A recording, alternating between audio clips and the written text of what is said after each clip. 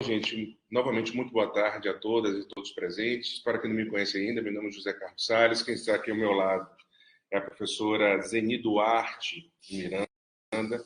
É uma pessoa que dispensa, inclusive, a apresentação, porque a própria persona já antecede os benfeitos, né? As benfeitorias que ela tem permeada aí na carreira pessoal, a carreira acadêmica que ela tem tecido ao longo dos anos.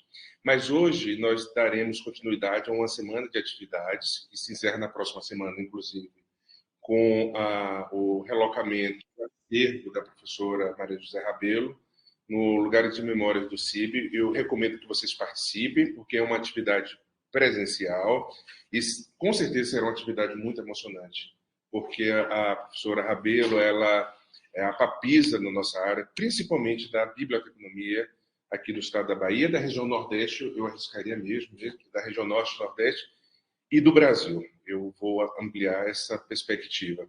E hoje nós vamos falar sobre as pesquisas que estão em andamento, dos dois grupos de investigação, o meu LAPSI e o da professora Gia Servos, né, tendo como mote uma temática que tem sido bastante discutida no âmbito da ciência da informação, da psicologia, que é a informação e saúde. Eu preciso aqui citar que, antes de tudo, a professora Zeni ela acaba trazendo, há muitos anos, a perspectiva da informação e saúde, desde o momento que ela tem uma brilhante ideia de trazer, dentro do resultado do pós-doutoramento dela, o Medinfor, que inicia em 2008, né, no Memorial da Saúde Brasileira, a Biblioteca de Medicina Gonçalo Muniz, né, que localizado no Terreiro de Jesus, foi um evento belíssimo, que eu participo desde a primeira edição até a última, que aconteceu agora em Porto, em Portugal. Então, vocês já podem perceber a relevância da temática informação e saúde no âmbito da ciência da informação, e nós estamos agora flertando um pouco com a psicologia, porque a psicologia explica principalmente alguns elementos no âmbito epistemológico, quando se trata, obviamente, de saúde mental, as patologias, a ansiedade informacional, um pouco de normose, a depressão e a informação. Tudo bem? Então, eu pretendo começar aqui com uma discussão, uma pesquisa que nós estamos a desenvolver no âmbito do LAPSI, que é o Laboratório de Práticas em Psicologia e Ciência da Informação, que é um grupo de pesquisa que eu lidero, e que temos diversos pesquisadores, professores, discentes de graduação e discentes de pós-graduação, que é sobre os preditores das patologias informacionais. Então, nós temos aí, dentro desse espectro, a infodemia e a desinformação em tela, que são duas temáticas que surgem como emergentes, principalmente no campo da ciência da informação. A infodemia é esse paralelo da informação enquanto uma estrutura pandêmica, por assim dizer, e a desinformação que permeia todos esses veios constitutivos do que nós estamos a indicar aqui. Como havia dito antes, meu nome é José Carlos Salles, atualmente coordeno o programa de pós-graduação em Ciência da Informação, e ao meu lado, eu vou pedir para que a professora Zeni se apresente rapidamente. Eu quero, na verdade, boa tarde. Eu estou aqui ansiosa, querendo apresentar o professor Zé Carlos Salles. Na verdade, como ele me apresentou, eu vou também falar. Na verdade, esse evento, antes de apresentar o professor, eu quero dizer que esse evento nasceu a partir de uma ideia que surgiu, porque eu estou como investigadora do CITSEN, que é um grupo de pesquisa gigante lá da Europa, que permeia vários países, mas pertence à Universidade do Porto. Então, a FCT, que é o CNPq de lá, é bom dizer isso, né? Isso. O que a gente tem aqui? A gente tem CNPq, tem CAPES, né? E tem as fundações estaduais, mas lá nós temos apenas um que serve ao país inteiro, que se chama, um instituto que se chama Fundação para a Ciência e a Tecnologia, FCT. Então, eu faço parte desse grupo do CITSEN, que pertence à FCT. E aqui, né, eu faço parte do Gia Servos, que pertence ao DGP, do CNPq. Como o professor José Carlos Salles também, né, o grupo de pesquisa dele, também pertence ao DGP do CNPq. Então, isso faz parte do caminho institucional das pesquisas no mundo. Então, é o que a gente chama de P&D, né? pesquisa e desenvolvimento, ou IC, né, também. Quer dizer, tem várias nuances aí de conceito. Então, assim, eu e o professor Zé Carlos Salles, a partir do momento que nós nos reencontramos em Portugal, em setembro do ano passado, quando realizamos o segundo Encontro Internacional de Arquivos, Bibliotecas e Museus, né, que também fez parte do projeto do meu pós-doc, nasceu em 2011 aqui, e a gente fez o segundo agora, no ano passado. Então, e depois o Medinfo, quando ele também já esteve lá conosco, eu estou lá, na verdade, numa temporada no Porto, Portugal, e lá nós discutimos sobre essa cadência, no Medinfo, Colóquio Internacional Medicina na Era da Informação, nós discutimos e planejamos, junto com os gestores do CIDSEM, da Universidade do Porto, tudo mais, essa cadência de realização de um evento maior que desse condição de a gente assinar protocolos internacionais, né, visando a internacionalização, que é um tema que está na moda mesmo digamos assim, da exigência do documento de área de avaliações de pós-graduação, ou seja, da CAPES. Então, e também da FCT, dos organismos internacionais que lidam com o desenvolvimento da pesquisa e a inovação, que agora a gente inclui a inovação, que muita gente nem sabe o que é, mas a gente tenta compreender qual é o eixo dessa inovação. E a internacionalização. Então, surge essa ideia desse grupo digamos assim, esse conjunto, na verdade, de eventos que começou na terça-feira e foi na quarta, e a gente para no dia 15, né, que foi o feriado, né, na verdade, na quarta, na quinta-feira, e hoje a gente retoma para encerrar o primeiro ciclo, e depois o terceiro ciclo, que é o que o professor Zé Carlos já falou, que é exatamente a grande cerimônia de transferência do acervo da ilustre professora Maria José Rabelo de Freitas, que é o professor Zé Carlos já apresentou. Então, assim, o trabalho do professor Zé Carlos, ele já falou, mas eu queria dizer que o professor Zé Carlos, ele vem se desenvolvendo nessa vertente da informação em saúde já há muito tempo, desde 2008, né, que nós começamos com o Medinfo 1 e ele já, ainda como estudante de mestrado, ele já estava inserido conosco nessa linha de pesquisa e informação em saúde, o GT11 do ENACIB, né? Mas que a gente cria o Medinfo com a tendência maior, macro, da multidisciplinaridade, trazendo para o bojo do evento, do colóquio, várias áreas do conhecimento. E pronto. E aí culmina com depois o doutorado e a entrada do professor Zé Carlos na Universidade Federal da Bahia, através de concurso, e a partir daí nós começamos a vislumbrar outras possibilidades. E vem aí a área das humanidades, e vem aí também a área das ciências humanas, sociais humanas, né, de uma forma geral, e dentro dela a psicologia, né, que, no geral, a gente pensa a psicologia muito mais a saúde, né, mas a gente tem um leque lá de desenvolvimento de áreas que são determinadas pelo Ministério da Ciência e Tecnologia do país, que determina a psicologia como uma área das humanidades, né? Mas a gente está nessa perspectiva da psicologia neste momento e da memória e da cultura. Então, hoje vai ser um dia que vamos discutir memória, patrimônio, cultura, informação, saúde e plataformas digitais, né? Então, o eixo do professor Zé Carlos está muito mais latente nessa questão da informação veiculada digamos assim, aos tópicos relacionados com a psicologia, com a psicoterapia, com toda essa vertente do comportamento humano, das ansiedades, exato, ele vai me falar isso aí. E comigo, que já venho há muitos anos nessa vertente da cultura, de uma forma geral, que a gente pensa cultura, humanidades, memória, patrimônio, e, todas as áreas que permeiam a cultura e a plataforma digital, que vem a ser o mote das tecnologias na nossa área. Então, está aí configurado esse grupo de trabalho, que eu quero agradecer o apoio da Universidade do Porto, o apoio da Universidade Federal da Bahia, para que eu pudesse estar aqui, né, esse período, essa semana, 2 semanas de intenso trabalho. E convido-os, não podem perder, para o nosso encerramento, que vai ser com chave de ouro, que é o cerimonial, a cerimônia de transferência do acervo documental da professora Maria José Rabelo de Freitas, que lá vocês vão saber exatamente quem foi esta mulher, quem não a conhece, que a maioria conhece, mas alguns mais novos não conhecem, e a gente tem que reavivar essa memória para que a gente não perca a nossa identidade. Então é isso, obrigada, professor. Obrigado, professora Zeni. Com uma apresentação dessa, só cabe a mim agora avançar um pouco, né, sobre a pesquisa que nós estamos a desenvolver.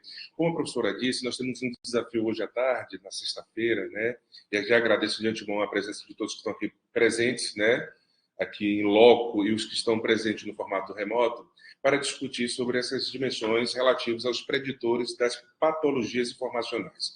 Mas quais seriam essas patologias efetivamente informacionais? Bom, para discutir esse ponto, nós recuperamos alguns aportes teórico-conceituais relacionados à linguagem humana, porque a linguagem humana, como nós sabemos, ela interconecta sujeitos, as suas intersubjetividades, as possibilidades de tecer um entendimento acerca de uma realidade cada vez mais complexa, e a partir dessa realidade complexa nós podemos também intercambiar sistemas de signos que asseguram a comunicação de indivíduos que estão escritos em estruturas dialógicas. O que significa? Nós estamos a estabelecer aqui um ponto que se estabelece na ação dialógica, e essa ação dialógica vai permear signos, significantes, significados, para entendermos, propriamente dito, o que nós avançaremos no quesito da informação e da desinformação. Então, com o advento da escrita, conferiu à humanidade a oportunidade de superar o obstáculo tempo e espaço, facultando a preservar informações para consultas futuras. Então, quando o primeiro homem, a primeira mulher, ou seja, como quando a humanidade se arvora a registrar pensamento, maneiras de pensar, memórias, enfim, a partir de um suporte físico, ele já estava se descolando da materialidade, da presencialidade. Quando falo materialidade, é no sentido da própria ação do diálogo. E da registro dessas informações é que vai superar efetivamente o tempo e o espaço nessa circunscrição dos indivíduos na ação comunicativa. Esse ponto aí eu gostaria de ressaltar para vocês, eu considero bastante relevante, é justamente quando um autor que eu gosto bastante, ele é um historiador radicado nos Estados Unidos, cujo sobrenome é o Harari, ele vai trazer no seu livro Homo Sapiens, né, uma breve história da humanidade, que os primeiros movimentos da própria humanidade foi justamente o movimento de estabelecer essa ação comunicativa. Então, a ação comunicativa estava muito mais pautada à oralidade dos indivíduos que faziam parte de um clã, de um grupo social. Esse grupo social acabava transmitindo tradições, transmitindo informações, a própria estruturação de cultura pautada no aparelho fonador. Ou seja, eu aprendi a me comunicar, lógico, a linguagem era uma linguagem ainda muito incipiente, e essa linguagem incipiente, mesmo assim, contribuía para assegurar a sobrevivência daquele grupo social. E o Harari ele vai falar no Sapiens, exatamente em uma passagem que ele vai trazer, a importância, acreditem, da fofoca na construção da subjetividade humana. Então, quando os primeiros homens e mulheres descem das árvores, né, que ali havia uma possibilidade de preservar o seu próprio corpo, a sua própria estrutura psíquica, mesmo incipiente, mas já existia um quesito de subjetividade e se direciona às cavernas, né? E com o advento do fogo, inscrito ainda na caverna, que facultava a esses grupos sociais de estender um pouco mais o dia, né? Eles não estavam mais condicionados ao sol, por exemplo, né, ao ciclo que existia, a manhã e a tarde e a noite, mas que o fogo no interior das cavernas possibilitava o quê? Possibilitava que eles pudessem estender um pouco mais a questão da comunicação entre si. E essa comunicação entre si é bem interessante porque havia a possibilidade de extensão, como havia dito aqui, e essa possibilidade de extensão já facultava a comunicação de fatos, de elementos que aconteciam no dia a dia dessas pessoas, né, o que eles haviam caçado, o que eles haviam coletado, mas assim, diante do fato, havia também uma invenção. E essa invenção, ela é fundamental para justamente criar o que nós chamamos hoje de imaginação sociológica, para se entender essa complexidade inscrita na realidade. Nós sabemos que a realidade é demasiadamente complexa e essa complexidade precisa ser entremeadas, precisa ser preenchidas a partir de um discurso factual e de um discurso, por assim dizer, inventado. Então, a fofoca ela é fundamental porque ela vai trabalhar com um fato e com um inverídico. Ou seja, você vai conectar o que aconteceu efetivamente sobre um determinado episódio e essas lacunas que hoje nós entendemos como lacunas cognitivas vai trazer o quê? Uma compreensão sobre esses meandros que não ficaram muito bem esclarecidos.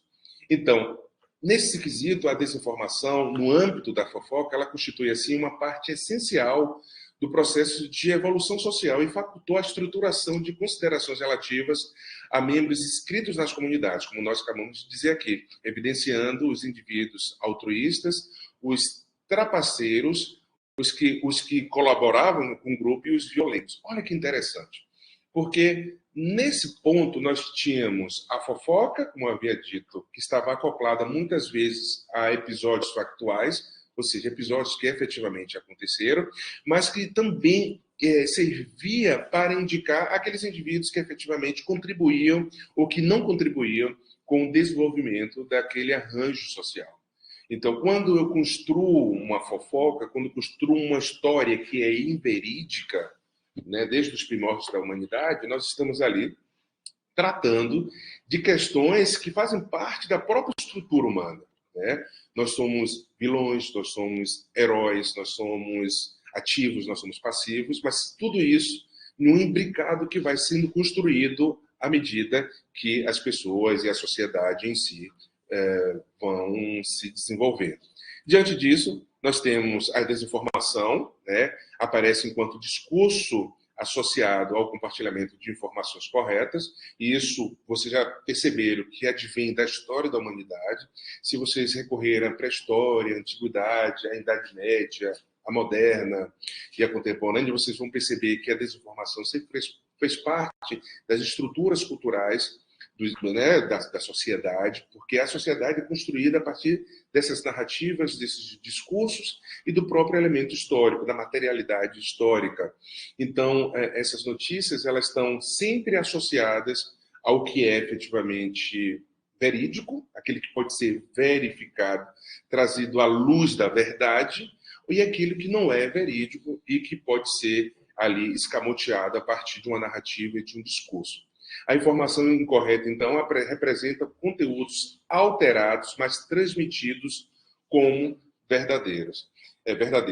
Se nós recuperarmos a ideia, por exemplo, da estruturação social da Idade Média, você vai perceber que as informações incorretas, as informações incompletas, ou até mesmo orientada a um processo de hegemonia, de controle da sociedade, faz parte, inclusive, da própria estruturação da sociedade contemporânea, porque nós somos o legado, né, de diversas sociedades, desde a antiguidade, perpassando aí pela Idade Média, a moderna, contemporânea, e que nós nos reservamos, inclusive, ao entendimento sobre essa sociedade contemporânea, inclusive há uma discussão do que seria efetivamente contemporâneo, ou nós viveríamos na pós-modernidade, ou que nós ainda estaríamos, como dizem alguns estudiosos que gostam de provocar, né, essas discussões de estarmos na Idade Média, porque se nós considerarmos um contínuo,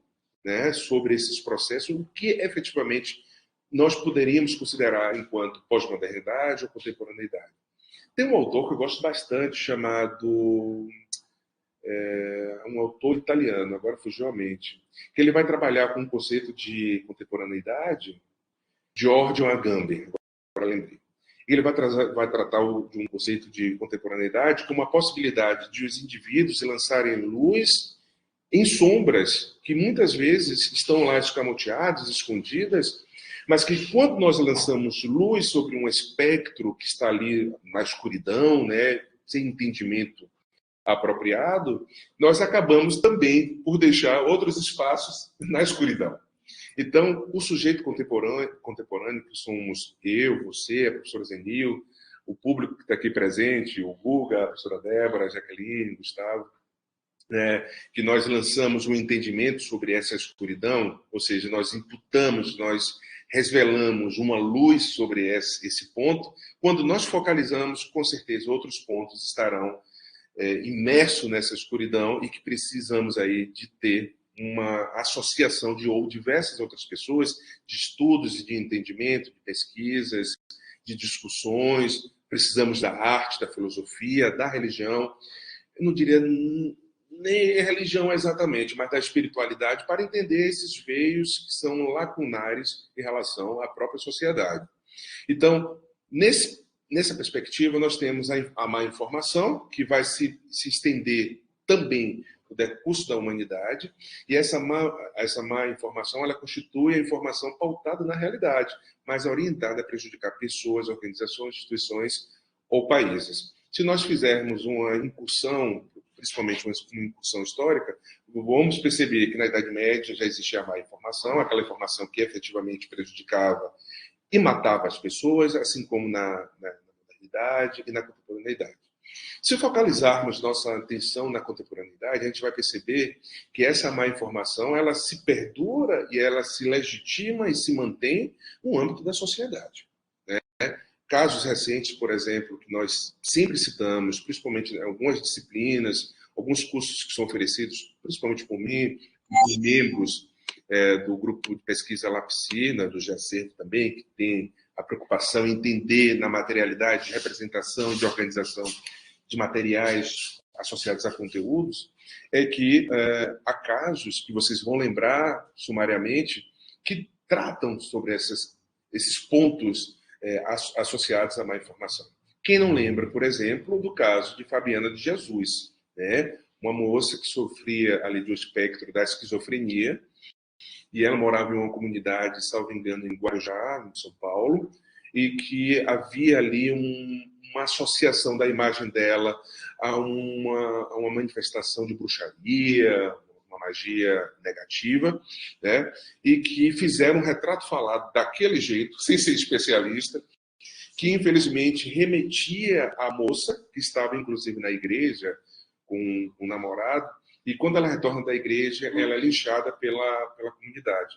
A partir dessa má informação que foi divulgada entre os pares, inclusive, daquela comunidade. E como não fosse o suficiente, as pessoas registraram, a professora Zeni vai falar sobre esses pontos de registro, de memória, que vai trazer enquanto insumo probatório, que é a importância da ciência da informação, um dos aspectos, claro, né?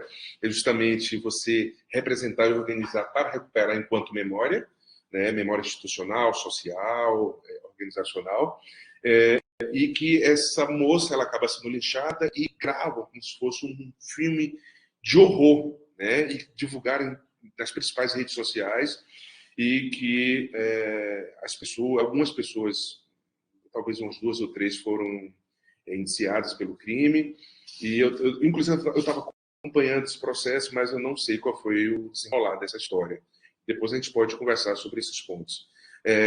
Na história recente do Brasil também, principalmente nesse plano político, nós tivemos um governo que começa em 2019 e que, graças a Deus, finda em 2022, quando apregou a ideia de que medicamentos sem comprovação científica, como a ivermectina, a hidroxicloroquina, a cloroquina, enfim, esses medicamentos que tinham outras funções, né, no organismo humano, mas que mesmo assim as pessoas insistiam para, inclusive, dissipar um pouco a angústia de viver.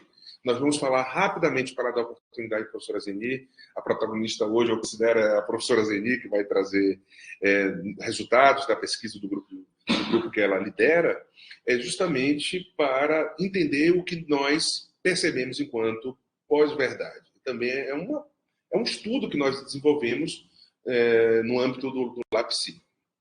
Então, nós temos aqui ainda, considerando essa desinformação, como as informações direcionadas à maldade, ao desprezo humanos, que parece constituir práticas corriqueiras em determinados grupos de reconhecimento e interesse. O que me faz lembrar bastante os estudos que nós empreendemos na psicologia, de um livro assim seminal de Sigmund Freud, que é a Psicologia das Massas e a Análise do Eu. Né? Quando ele fala que quando esses grupos eles se associam, né, principalmente quando eles perdem a sua subjetividade, a sua individuação, eles, segundo Freud, descem a escala da civilização e acaba sendo uma massa, ele vai dizer ali uma estrutura mais ou menos amorfa, ou seja, se forma para desferir uma série de despautérios, inclusive contra outros grupos sociais, contra patrimônio, enfim. E que interfere o que nos é caro dentro do LAPSI no comportamento humano. Então, você já tem noção aí de que o comportamento humano ele está permeado por uma série de questões. Nós falamos aqui da infodemia, da desinformação, e que esse comportamento acaba trazendo aí uma estrutura muito mais pontual do que nós estamos estudando aqui. Por exemplo, nós temos aqui presente a professora Débora, que ela estuda no doutorado aqui em Ciência da Informação, as relações da ansiedade informacional. Né? Essa ansiedade informacional, obviamente, interfere no comportamento dos sujeitos informacionais no processo de busca, né, de procura, de recuperação, de apropriação de informações. E que esse comportamento acaba prejudicando indivíduos e sociedade. Aí eu trago aqui um questionamento, uma pergunta que vai nos balizar nessa discussão que está sendo empreendida e que, ao finalzinho, a gente pode trazer, né, outras provocações para trazer aí uma discussão mais salutar, mais interessante do que nós nos propusemos aqui. Como o excesso de informação, então, implica num processo de disseminação da desinformação? Aí nós trouxemos dois conceitos só para nos guiar nesse quesito conceitual. Né? A desinformação, disseminação de informações falsas, imprecisas ou enganosas, intencional ou não intencional, é quando eu recebo, por exemplo, uma informação numa rede social, eu acabo replicando, sem ter em mente, eu mesmo tenho uma ideia sobre o quão perniciosa pode ser aquela informação para terceiros, né, para outras pessoas. Recentemente, eu recebi uma rede social, aqui no meu celular, num grupo de família, a foto de dois rapazes, isso foi um caso muito sério, Sim. de dois rapazes que havia uma legenda que indicava que eles eram supostos vendedores de colchões, né, que batiam as portas, né, dos seus potenciais clientes, né, mas que eles, na verdade, eram assaltantes. Eu, muito preocupado, porque havia uma imagem vinculada a uma informação, eu acabei pesquisando sobre o caso. E eu descobri diversas matérias que esse caso, como muitos outros, se tratava de uma desinformação.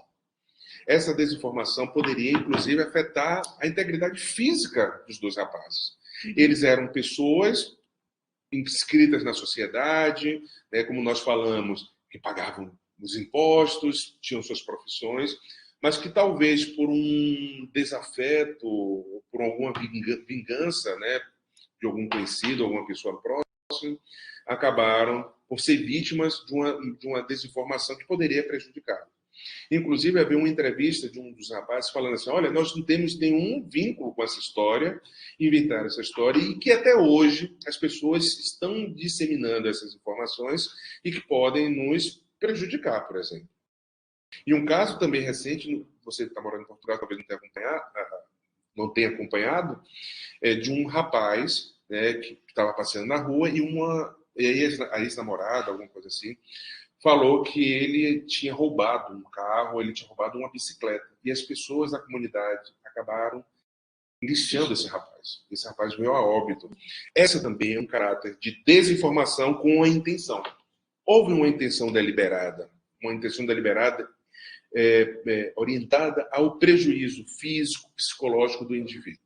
A infodemia aqui, então, se constitui uma sobrecarga de informações, né, desenfreadas e contraditórias que dificultam a obtenção de informações precisas e confiáveis. Essa infodemia poderá propiciar a disseminação de desinformações, porque, vocês sabem, quanto mais informações, mais dificuldade nós temos de equacioná-las. Eu não gosto muito da palavra processá-la, porque essa é uma tradição, principalmente da inteligência artificial, da ciência da computação, lá da metade do século passado, para indicar, inclusive, a estruturação cognitiva dos indivíduos, o input, o output, o processamento, e nós discutimos bastante no âmbito da psicologia, será que seria adequado trazer essas discussões sobre o que nós entendemos da ciência da computação para os processos mentais. Os processos mentais nós entendemos como uma estrutura psicológica básica, é extremamente complexa.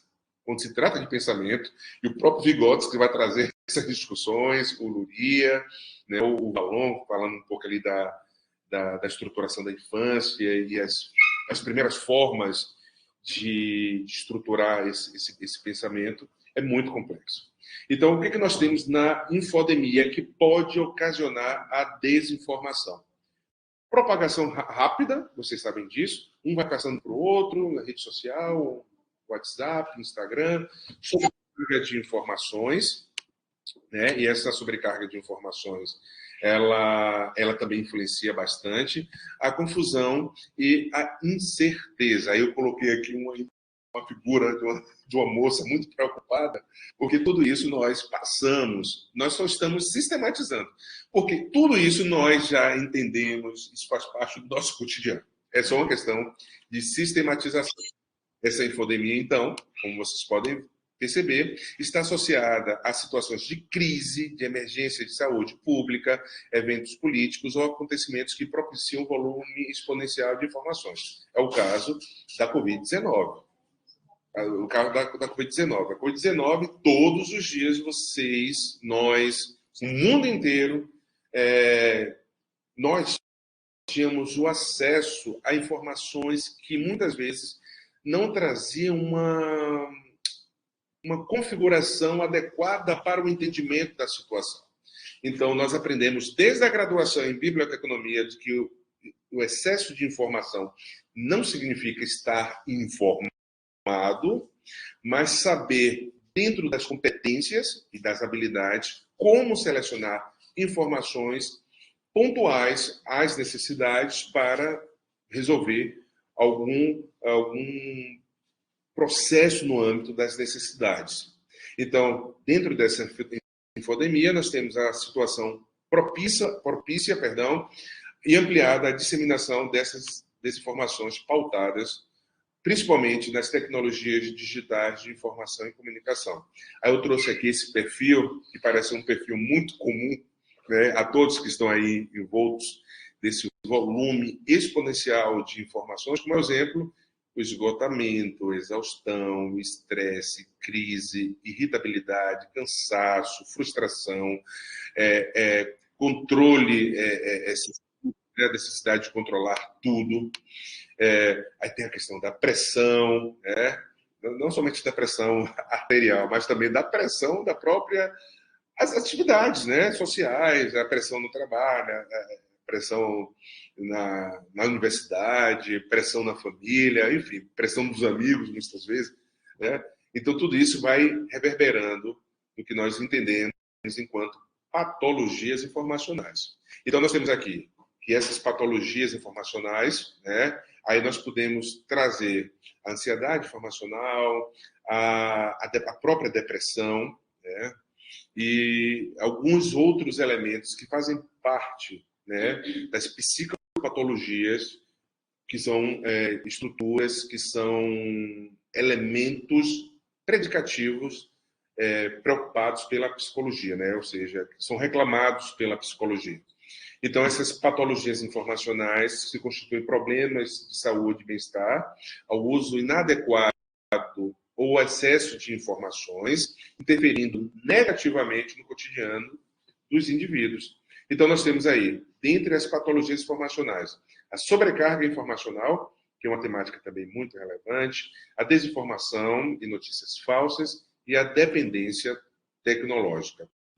Nós temos ainda, dentro dessas patologias informacionais, a síndrome da fadiga informacional, que é a dificuldade de lidar com excesso de informações, né, Débora? A infoxicação, né? Que é a sensação de estar sobrecarregado e ansioso devido ao bombardeio constante de informações, e a desinformação crônica, a dificuldade persistente em distinguir informações verdadeiras de informações falsas, né? E ainda há uma patologia informacional que é aquela necessidade de se manter, a falsa, né, necessidade de se manter informado o tempo inteiro, né? Que é aquela avidez por informação, o que está acontecendo, e preciso saber de tudo, preciso acessar todas as redes sociais, quem se divorciou, quem está grávida, quem conseguiu atropelar uma pessoa, enfim. Então, nós temos ainda como derivadas as patologias informacionais. Então, chegando já ao finalzinho da minha participação, um pouco corrida, assim, para oportunizar a fala da professora Zeni, eu também estou muito ansioso em ouvir os resultados da pesquisa que ela tem, exatamente, né? O que ela tem desenvolvido com o grupo dela de pesquisa, que tem uma parte lá em Portugal, agora uma parte aqui no Brasil. Nós recuperamos aqui algumas matérias que foram publicadas, principalmente durante a pandemia da Covid-19. Aí vocês podem ler aqui comigo e vocês vão perceber, por exemplo, que existe uma série de episódios que interferiram, não podem, mas sim interferiram substancialmente a vida das pessoas. A primeira fala: Brasil lidera a desinformação sobre número de casos e mortes por Covid no mundo. Centenas de pessoas morreram por causa de fake news sobre Covid-19, diz estudo. Estudo brasileiro sobre cloroquina é interrompido após morte de pacientes. Coronavírus. Um menino de 5 anos que ficou cego e outros efeitos trágicos de informações falsas sobre a Covid-19.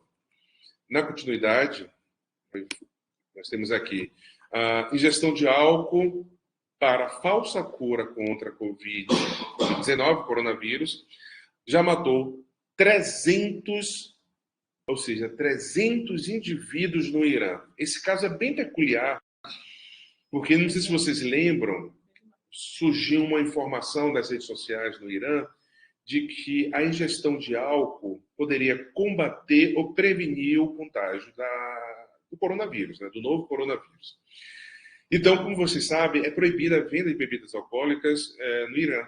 Então, as pessoas correram para os postos de combustível, né? A partir dessa informação, eles compraram o álcool, não, como chama? O etanol. O etanol. Etanol. Etanol. Não, o do carro. Etanol. O do carro, o etanol. Que bota no carro. As pessoas compraram, colocaram nas garrafas e beberam. E 300 pessoas, Gustavo, morreram por causa dessa informação. Nós estamos, inclusive, desenvolvendo um artigo, espero que no próximo ano a gente consiga publicar, de comportamento informacional que são prejudiciais, que levam à morte das pessoas. A gente não quer falar de consequências como, sei lá, cegueira, não. Você vai falar de morte. Ou seja, a informação falsa pode levar à morte. Em Nova York, 30 chamados por ingestão de desinfetante. Melhor prevenção é higiene. As pessoas, inclusive um pai e um filho, beberam detergente, acreditando que estariam livres da Covid, né? Aí tem aqui, médicos da Índia pedem para que pessoas do país não usem esterco bovino contra a Covid-19. Veja o vídeo. Então, eu não traria o vídeo aqui porque é muito desagradável. Né? As pessoas estavam ali usando esterco bovino para, claro, mitigar a sua angústia diante de uma pandemia que, na história recente do mundo, não havia precedentes, né? Exceto a gripe espanhola do início do século passado, mas que todas as pessoas agora inscritas nas tecnologias digitais poderiam ali compartilhar as suas angústias, e que essas angústias acabaram, penso, a pesquisa vai indicar, espero, por algumas práticas comportamentais que prejudicaram os indivíduos. Então, o que é que nós temos enquanto proposta para chegarmos aqui ao final dessa conversa que nós estabelecemos aqui, né? Algumas indicações sobre prevenção e tratamento. Nós pensamos, né, para essa fala de hoje, para essa apresentação, a educação e o letramento informacional, né, a importância de saber identificar uma necessidade informacional, onde buscar esses conteúdos e como apropriar-se dessas informações, a alfabetização midiática, ou seja, nem tudo que é quase nada, né, que é veiculado nesses espaços midiáticos, principalmente os mainstream media, os seus principais meios de comunicação, tem que ser questionado, né? Eu ouvi uma certa vez, Gustavo, um crítico falando que o Brasil é um país bem curioso, que acredita na novela e duvida do noticiário, né?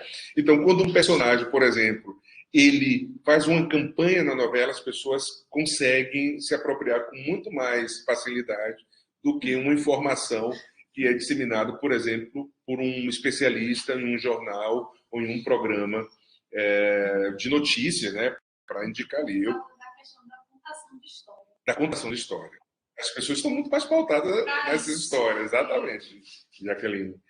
E ainda trouxemos aqui o uso consciente da tecnologia. Bom, essa é a parte mais complexa, né? O que seria o uso dessa tecnologia?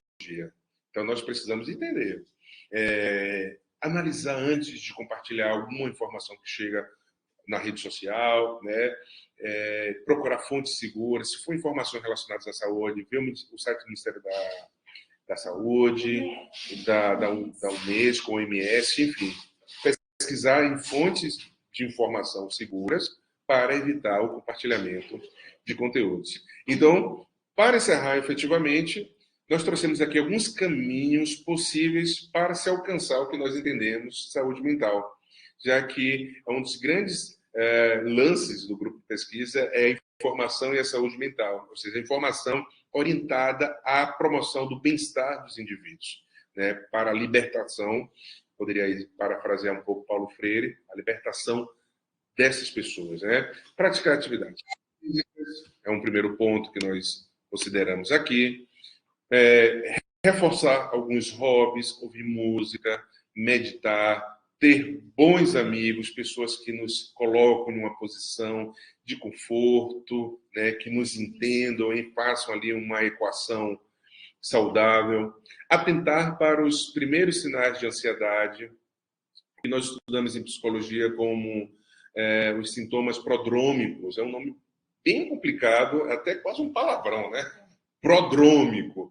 É quando os primeiros movimentos de um determinado sintoma ou sinal aparece, precisamos prestar atenção. Às vezes é uma falta de ar, o coração um pouco acelerado, uma inquietação. Liga o alerta, porque isso não é o estado normal dos indivíduos. Nós temos ainda a terapia, que é importantíssimo. Todas as pessoas, mesmo aquelas que não demandam, deveriam fazer algum tipo de terapia. E a terapia transcende também o set psicanalítico, o set psicológico. A terapia pode ser um grupo de reforço, pode ser uma dança, pode ser um teatro, por exemplo, orientado a essa terapia. Eu gosto bastante de teatro, eu gosto de música, então eu posso ir reforçando esses elementos. A alimentação saudável, essa é uma parte bem crítica, né? Nossa corrida diária, às vezes, não autoriza uma alimentação saudável, enfim, isso a gente tem que equacionar também. E ler um bom livro, né? Ouvir boas músicas, né? Ouvir boas matérias de jornal, enfim. Porque eu sempre vou trazer um pouco da psicologia, porque se você, por exemplo, deixa a televisão ligada em um determinado canal que é sensacionalista, que transmite mortes atrás de mortes, acidente atrás de acidente, o nosso inconsciente acaba se apropriando. E aqui não tem nada a ver com algo transcendental, de fé, enfim, é algo científico, né? Eu estou aqui, por exemplo, conversando com vocês que estão no formato remoto, conversando com vocês que estão aqui no presencial. O meu inconsciente está o tempo inteiro processando. A professora Zeni, que está ao meu lado, a professora Débora, o Guga, enfim. tá bom? Então, gente, diante disso, muito obrigado pela audiência de vocês, né? Esse aqui é o meu e-mail, tá bom? O site que eu tenho, que eu atualizo sempre, né? E ainda as minhas redes sociais para serem utilizadas aí nesse sentido com moderação, né? Eu acabo divulgando algumas informações que eu considero importantes, né? Principalmente no meu perfil profissional como professor e o perfil também do nosso grupo de pesquisa, que é o LAPSI. Então, muito obrigado, gente. Passa a palavra à professora Zeni Duarte, que vai dar continuidade a essa conversa agradabilíssima, uma sexta-feira à tarde, né? E que vocês estão aqui presentes nos prestigiando. Muito obrigado.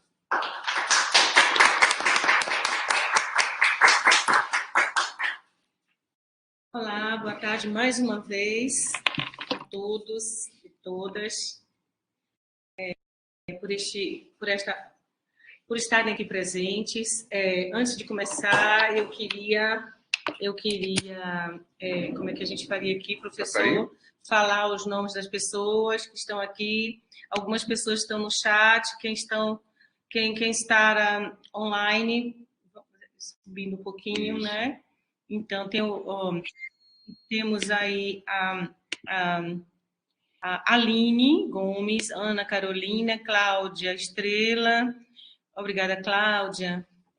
Quem é mais? O Edson, Fabiana, Jane, Lindon, Luciana, Marco Túlio, meu querido, olá, boa tarde, Nice, ótimo, Rayan, Romérito, Rosana, Tiago e pronto. E temos aí os presentes também aqui, que é a Jaqueline, que o professor Zé Carlos já citou, né? Os nomes, temos 2 Guga aqui, Gustavo e Gustavo, né? 2 Gugas e uma Débora, que é a nossa querida aqui, que está presente. Então, eu queria agradecer mais uma vez esta oportunidade, professor Zé Carlos, e parabenizá-lo, né, pela brilhante palestra aqui sobre um tema pulsante que dá vontade da gente ficar só escutando e, se eu pudesse, nem falaria, deixaria você se expandir bem mais, né? E parabenizar o LAPSI, que é um nome, inclusive, bem sugestivo, né? Uma sigla bastante sugestiva, LAPSI, e dizer que o nosso GEACERVOS está solidário ao LAPSI. Estamos aqui no grupo. Engraçado, são 2 grupos que aparentemente são díspares, mas na realidade são tão similares, né? Temos tantas conexões.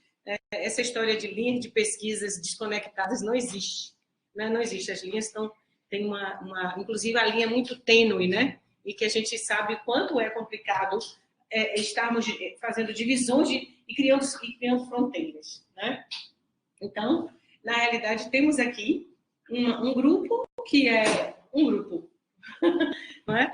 E, bom, eu não vou projetar, eu vou fazer uma leitura, tá? Porque quero te dizer para vocês que o meu computador quebrou mesmo, na véspera da minha saída de Portugal, e eu fiquei com todos os as minhas apresentações presas nele e sem poder, eu tive que refazer, e eu preparei um texto, não tive condições e tempo de fazer o PowerPoint. Mas, enfim, vamos lá.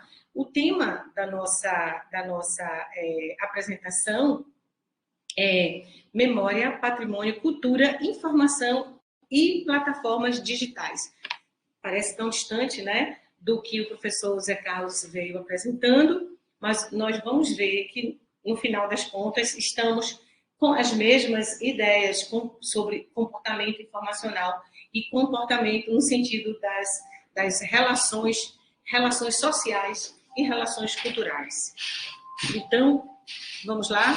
Este projeto, na realidade, esse trabalho é um projeto que é originário e surge do desdobramento dos estudos de pós-doutoramento que nós fizemos na Universidade do Porto, né, Portugal. Opa, obrigada. Ficou melhor.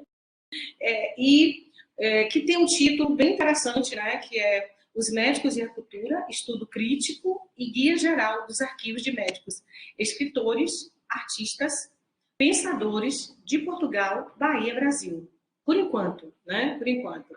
E o período que a gente vem tratando é de 1808 até a atualidade. No princípio, era de 1808 a 2012, mas estamos ainda em processo de desenvolvimento. Estamos realmente, a cada dia, ampliando o espectro do projeto, até saindo do eixo Bahia-Brasil para o eixo da CPLP, os países da CPLP, né? Da África e Brasil e tal, e também já pensando, já trazendo o eixo ibero-americano, que vai trazer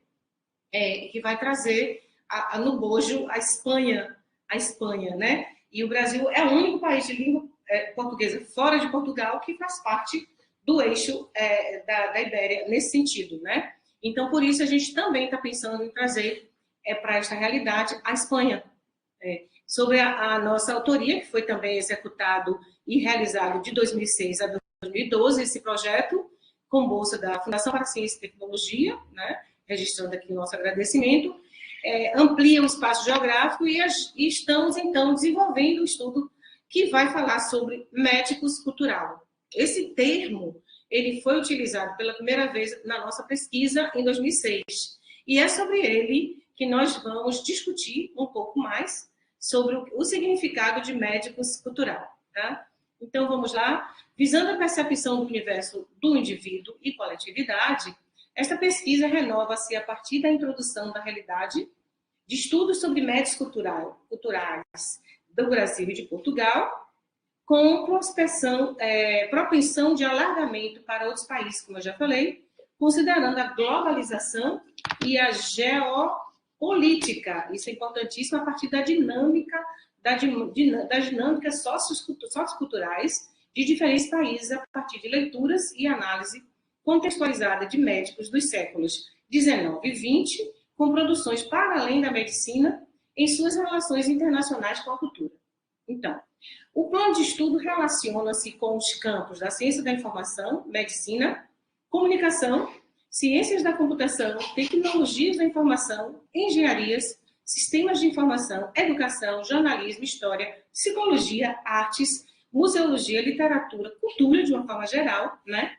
Memória, patrimônio, biografia e demais áreas das humanidades. Então, observem que esse projeto ele é um grande guarda-chuva, né?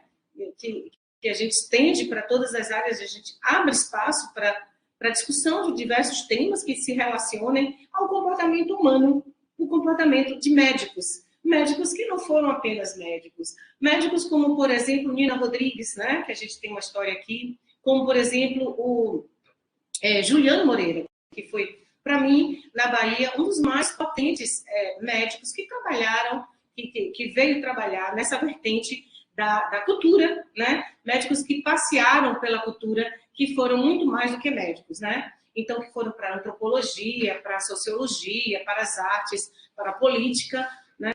Para a espiritualidade, o mundo da espiritualidade. E o comportamento desses médicos é que vem valer a pena aqui a discussão, né? O que esses médicos têm, né? O que levaram essas pessoas que vão para a ciência médica e, de repente, se descobrem noutras vertentes. Então, a gente vem discutindo isso ao longo dos nossos estudos. Quem está no grupo de pesquisas de acervos acompanha bastante, a gente já escreveu livros, artigos sobre, mas eu quero sinalizar aqui um pouco mais, teorizar um pouco mais, né? O plano de estudos relaciona-se com os campos que eu já falei, todos eles com possibilidades de avanço no que a gente chama de áreas das humanidades, e hoje a gente tem humanidades digitais, né? Que é extremamente forte na Europa, ainda não é tão forte aqui, esse conceito de criar essa área. Nós temos lá vários concursos, inclusive, para funcionários, né, e para servir, digamos, contratações das diversas áreas nessa vertente das humanidades digitais. Está, assim, bombando, né? E a gente precisa trazer isso para o Brasil, inclusive. Falar para o CNPq isso, tá? Vamos tentar. Este projeto objetiva disseminar conhecimento enquanto objetivos, né? Conhecimento e promover mudanças de comportamento em relação à preservação do patrimônio documental e à sustentabilidade informacional. Então, o GEACERVOS trabalha o tempo inteiro buscando nessa direção da sustentabilidade informacional. Isso vem a partir da Agenda 2030, né, da Unesco, da ONU, na verdade, onde estamos ligados, quer dizer, a área da ciência da informação está ligada justamente a esse item, né, da Agenda 2030, que diz que tem a ver com a sustentabilidade informacional em todos os aspectos, que aí vai retratar também o que a sociedade espera do profissional, de nós aqui, né, dos profissionais da área da informação, do patrimônio, da cultura como um todo. Então, é um estudo que trata de vetores como a preservação da memória de médicos cultural, suas relevantes bibliocronologias, produções e acervos documentais por eles constituídos ao compartilhamento da informação, sustentabilidade informacional, como eu acabei de falar, preservação e socialização da cultura. Então, essa vertente cultural, né, está bastante alinhada ao que a gente vem desenvolvendo. O que a gente vem desenvolvendo? Uma discussão que trate dessa relação da informação com a cultura. Como é que se dá essa relação? Isso é muito pouco discutido no âmbito da ciência da informação, né?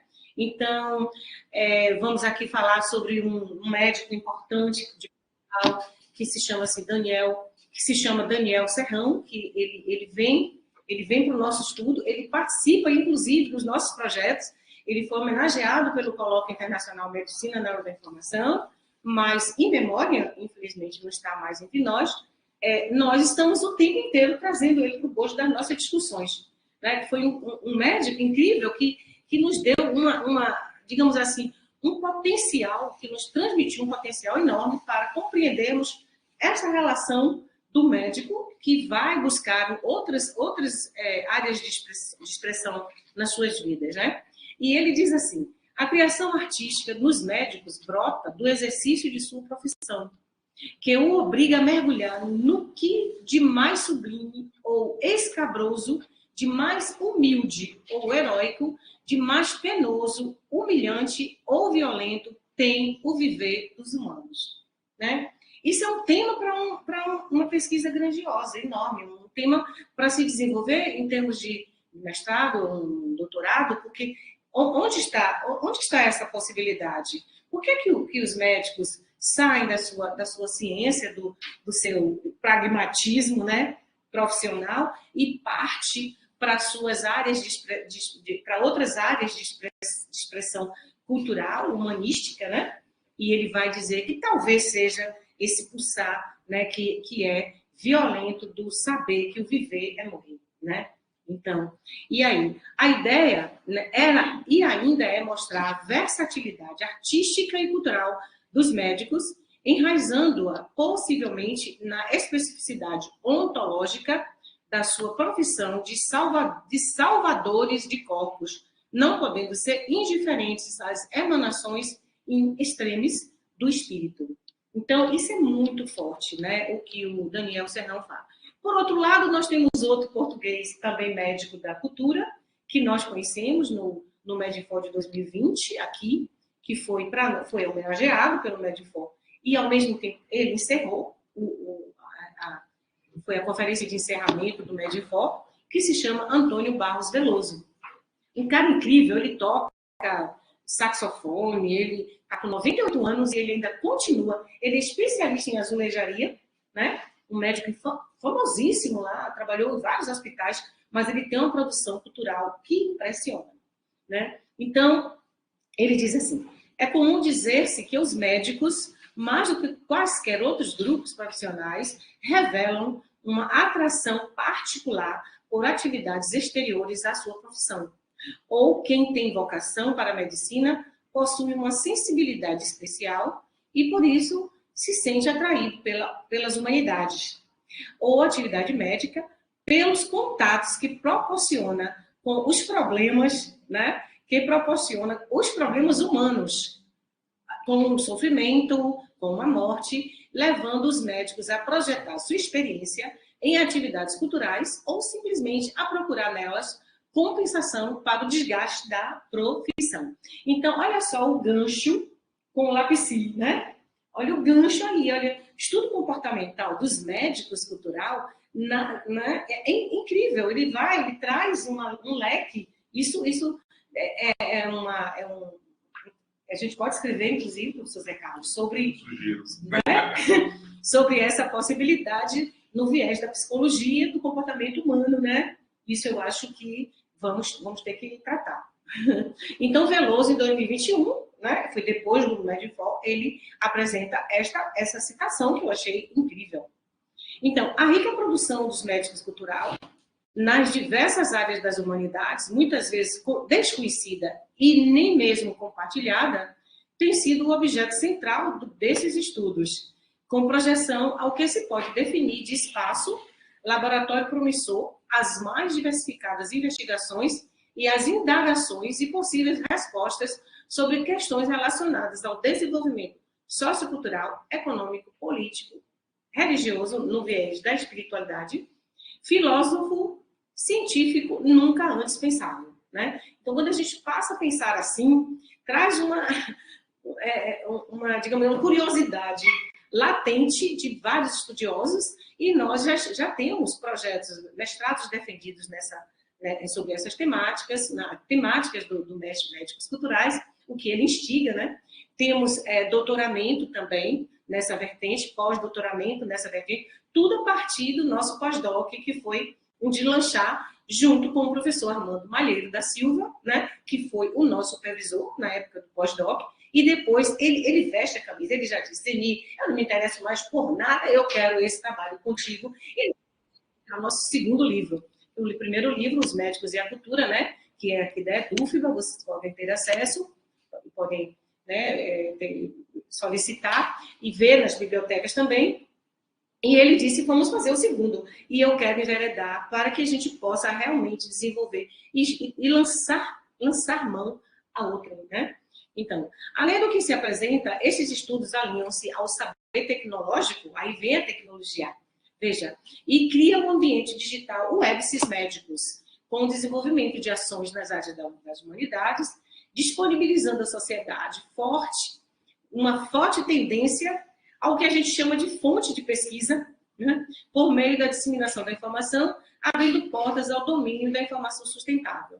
Então, aqui eu cito o Daniel Branco, que é nosso doutorando atual e que realizou um mestrado nessa temática, né? E tudo começou, na realidade, com Eneida Santana, junto comigo, em 2007, acho que sim, 2007.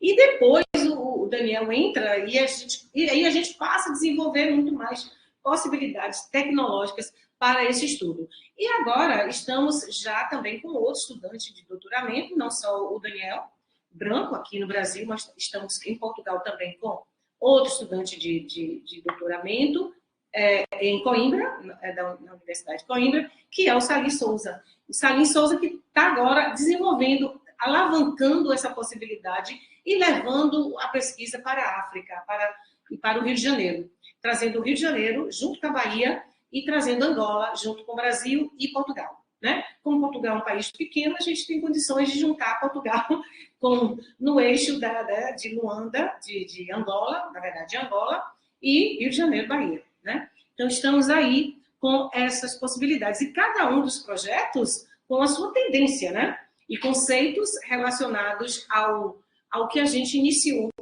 Então, assim, é aquela coisa, a galinha dos ovos de ouro, né? Vai proliferando, e é isso que a gente quer. Ampliar a possibilidade. Vários artigos e várias pessoas já escreverem, né? A professora Carmen Abreu já escreveu muito. A professora Ana Terra, também, de Portugal. Da Espanha, a gente tem um colega também que está desenvolvendo com a gente uma pesquisa junto, né? Com o nosso grupo. Enfim, aí eu digo assim, eu vou falar de traços dos estudos, né? A trajetória dos estudos destaca-se pelos contributos dos médicos cultural nas mais diversas áreas de saber, como a gente já falou, através de leitura de suas atividades e produções culturais. Transparentes em seus acervos, aí vale ressaltar que os acervos documentais são muito importantes aqui, e a ressoar em suas vidas, obras e pensamentos voltados para mais do que seus dotes e legados deixados à ciência e bem retratadas em suas biobibliocronologias.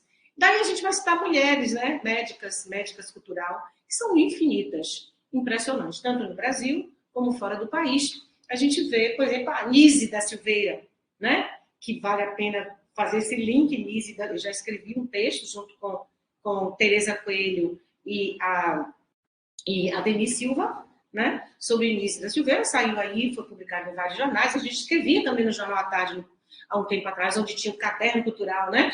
E a Nise da Silveira foi importantíssima. Antes de lançar, eu vi o filme sobre ela, que eu não sei como é que está esse filme, se já ainda está disponível, deve estar, mas foi um filme muito importante para nós.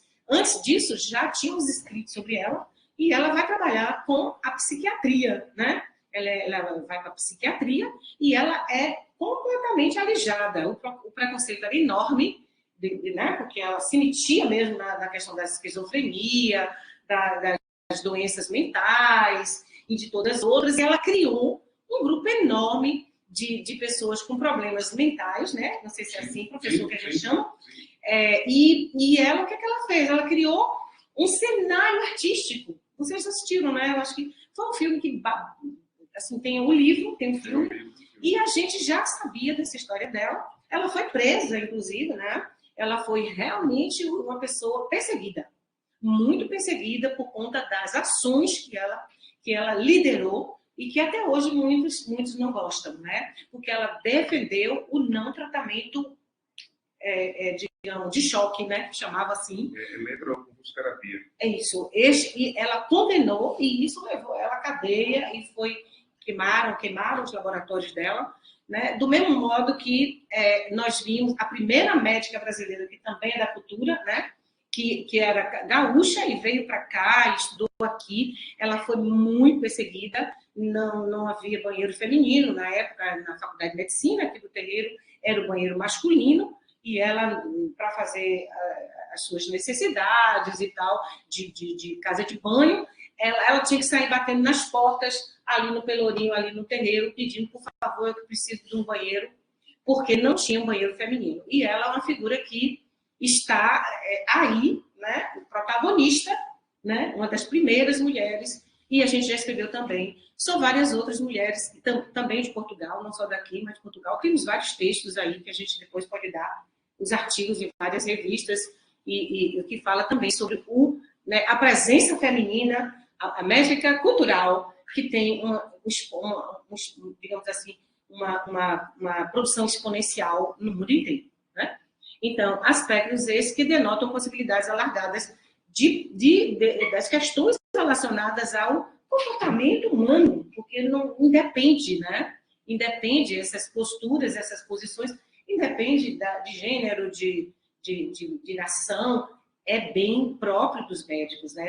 Essa tendência a buscar outros valores, a pisar em outros terrenos, a viver o mundo da cultura, o mundo das humanidades. No geral, os médicos gostam quando saem dos hospitais, das clínicas, eles gostam de viver os teatros, as músicas, não é? O cinema, as expressões culturais. Eu tenho um filho médico, e sei que isso também ajuda a entender mais, assim, como ele gosta desse mundo, quando ele sai, como se fosse fugir, né? Fugir daquela realidade terrível, chocante, que é viver e morrer, né? E não haver um retorno. O retorno, para eles, é exatamente estarem juntos com essa multiplicidade cultural que existe no mundo. E aí, nós estamos trabalhando nessa possibilidade. O Gustavo que está aqui, que é o nosso doutorando também, né? Excelência, né, em vários assuntos ligados à multidisciplinaridade, à transdisciplinaridade. Ele sabe muito bem que o nosso grupo de aceros catalisa, né, conhecimento e possibilidade de avanço nessa ida e vinda da ciência junto com a inovação, com a cultura e o mundo das tecnologias. Ou melhor, que a gente chama MIT, multi, inter e transdisciplinaridade. Então, basta ver aqui no nosso trabalho a multiplicidade temática das produções dos médicos, perpassando por várias áreas das humanidades. Então, eu vou contar uma historinha bem rápida, porque senão a gente não termina, eu falo demais. Lá em Lisboa, fui visitar o Hospital São José, né, que é um dos hospitais escola que criou uma das faculdades de medicina de Portugal, bem importante. E aí eu fiquei sabendo que tinha um médico que foi canonizado. E me mandaram para conhecer o largo onde tem a escultura dele e onde as pessoas levam velas e flores e disseram que ele foi né, tipo, muitos milagres aconteceram a partir dele e tal. Também existe essa possibilidade, né, do médico que busca, né, e ele era ateu, era completamente ateu, e se tornou espiritualizadíssimo e foi para a Igreja Católica, levaram ele, o nome dele, e tornaram ele santo pós-morte, né? E outros mais, né? Nós temos aqui na Bahia um cara que nós nem curtimos tanto assim, mas o Ossiane Neto é médico e se tornou um político que, por mais que foi, né, reconhecido e conhecido no mundo inteiro. Nunca gostou da medicina. Então, a gente observa também que esses caras, eles foram para a medicina, e as mulheres também, tanto o homem quanto a mulher, né, a gente não está descartando aqui, muito por conta da família, né, as famílias tradicionais, e quando não eram assim, eles eram reprimidos, como Juliano Moreira, que não era filho, digamos, ele era filho,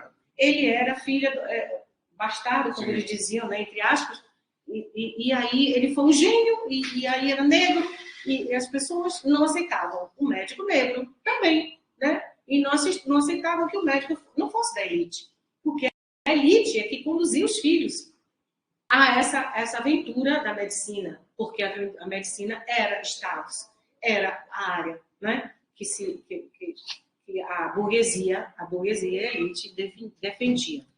Então, um conceito baseado em tendências, né? Médicos cultural. Vou só ler o que para nós foi, que isso vai para o dicionário de terminologia científica, né?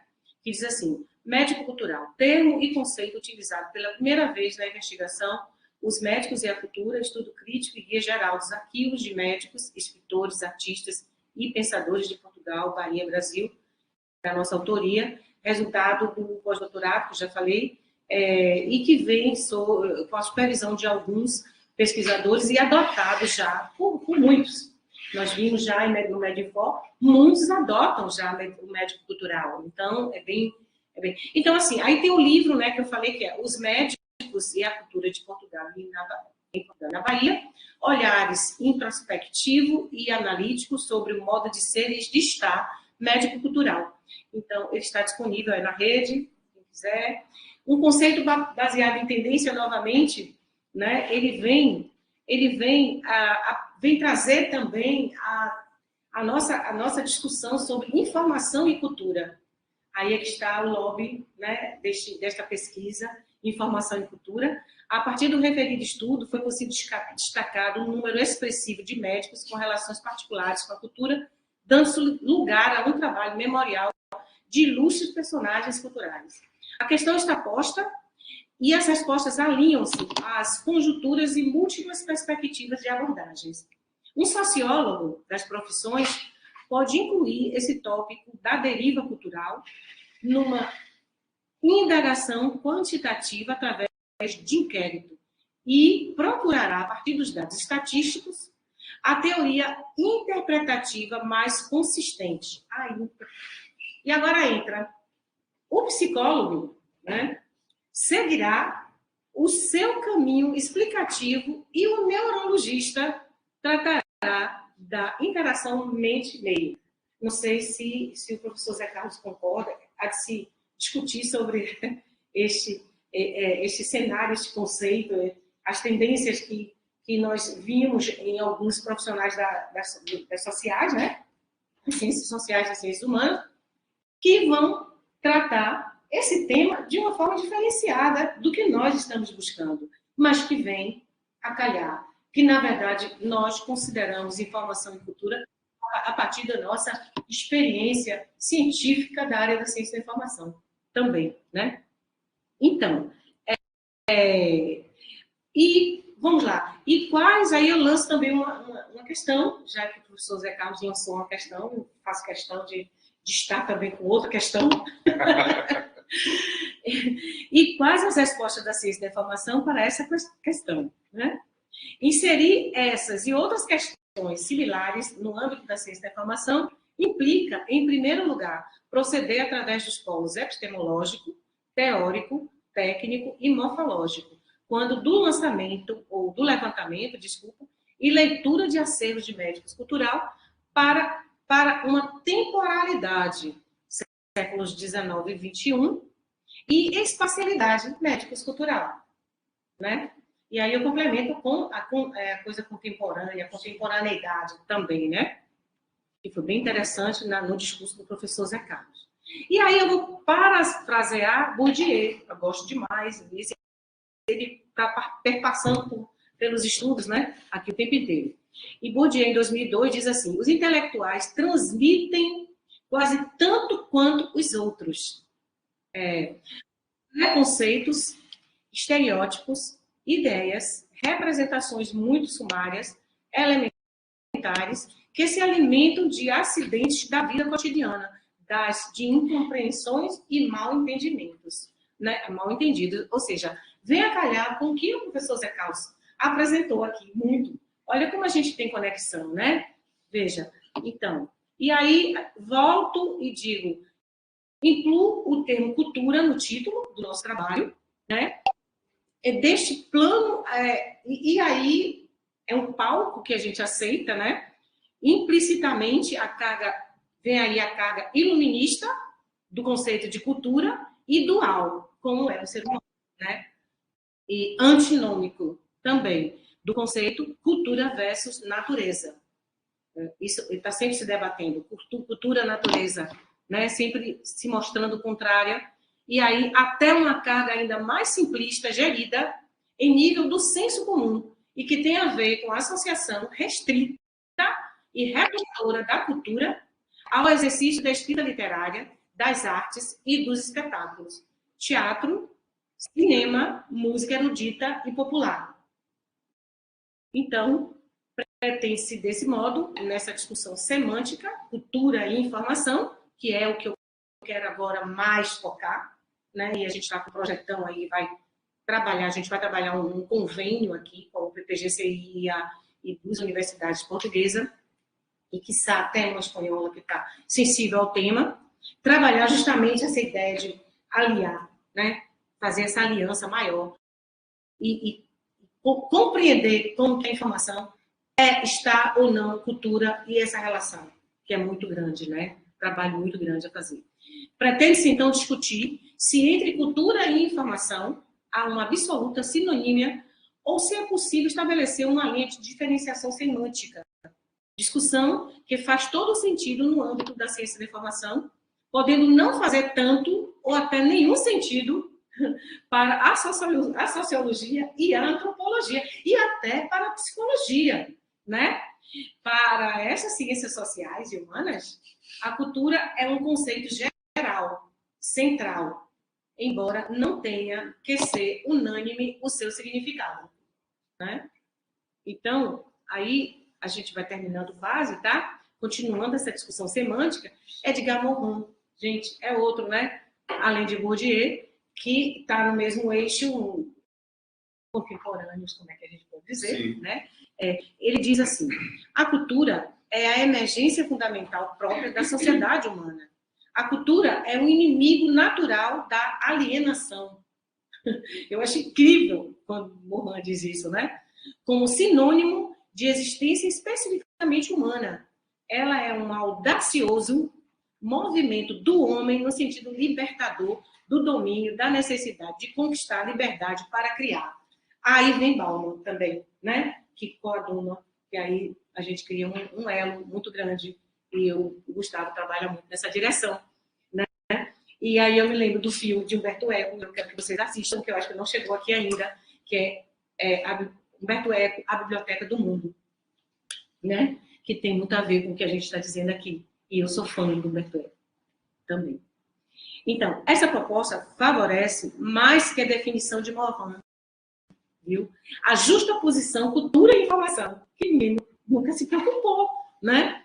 Conferindo um substrato eminentemente cultural à era da informação, né? Em que estamos e em que assistimos ao processo sinuoso e rápido de interpenetração profunda e extensa do tecnológico, com todos os níveis do humano e do social, das humanidades digitais, que a gente tem que buscar esse conceito e começar a adotar aqui na nossa realidade brasileira, né? Porque cada país tem a sua realidade, principalmente quando se trata do mundo tecnológico e da inovação, né?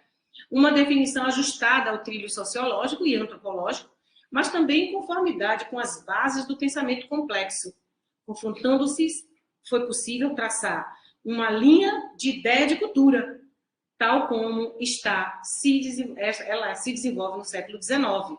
E, nesse sentido, regressamos à cultura a fim de reformularmos por nossa conta e risco, é o que a gente está tentando fazer, é um desafio, a definição proposta por Edgar Morin.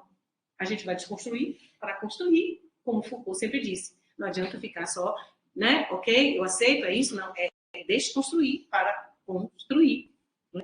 Há um capital cognitivo, mitológico e ritual, aí eu coloco entre parênteses, saberes, crenças, normas, proibições, valores. E um capital técnico, que eu boto entre parênteses, saber fazer, o savoir-faire, né? Práticas e regras. As materializações culturais, objetos e costumes, decorrem deste segundo, enquanto o primeiro absorve o conceito estrito da cultura, letras, arte, ciência, aceite pela generalidade das escolas e teorias e problematizada em ensaios de fôlego e absorve também da informação devido a uma obversimilitude semântica. E aí a gente cita também Silva, que traz um trabalho muito bom nisso.